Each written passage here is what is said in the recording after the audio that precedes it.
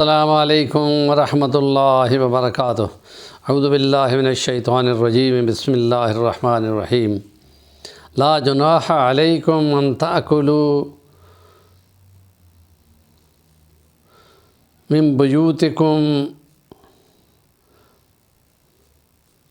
ان تأکلوا جمیعا و اشتاتا،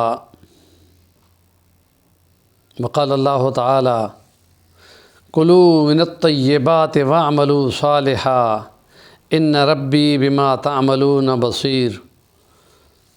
صدق اللہ العظیم۔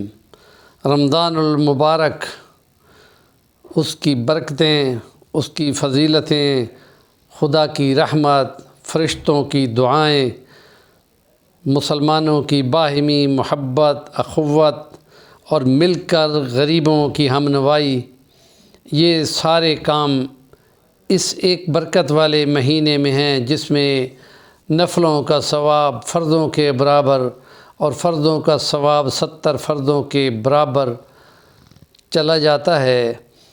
اور آج کے اس ولاگ میں روزہ رکھنے والوں کو جو کوئی اپنے افطار کرانے میں تعاون کرتا ہے، اس کی فضیلت احادیث مبارکہ میں آئی ہیں، جو مسند احمد میں بھی ہے، ترمذی شریف میں بھی ہے، معجم کبیر میں بھی ہے۔ یہ مختلف روایات اس کی فضیلت کو چار چاند لگا دیتے ہیں۔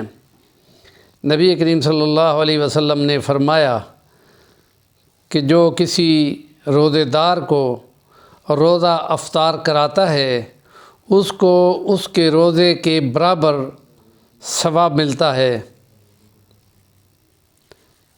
صحابہ نے جب عرض کیا کہ یا رسول اللہ، ہر ایک کے پاس یہ ماحول نہیں ہوتا کہ وہ کسی روزے دار کو پیٹ بھر کر کھلائے، تو اس وقت نبی کریم نے فرمایا کہ جو کوئی کچی لسی کا یا کسی کو پلا دے، یا ایک کھجور کا ٹکڑا ہی کھلا دے، اس کے لیے بھی یہی فضیلت ہے۔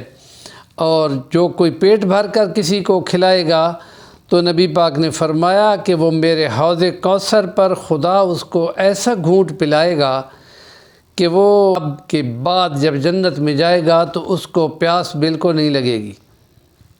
یہ فضیلتیں ہیں کہ نبی پاک نے فرمایا کہ جو ایسے کسی کو روزہ افطار کراتا ہے، ادھر حضرت جبرائیل امین سمیت فرشتے ایسے بندے کے لیے دعا کرتے ہیں، اور جس وقت تک کہ وہ کھانا کھا لیتے ہیں ان کی دعا چلتی رہتی ہے۔ یا یوں فرمایا کہ ایسے بندے کی گردن جہنم کی آگ سے خلاصی کرا دی جاتی ہے کہ جو سارے دن اللہ کی رضا کے لیے بھوکا پیاسا رہنے والوں کو کھلاتا پلاتا ہے، تو اس کے لیے بڑے اجر ہیں اور ثواب ہیں۔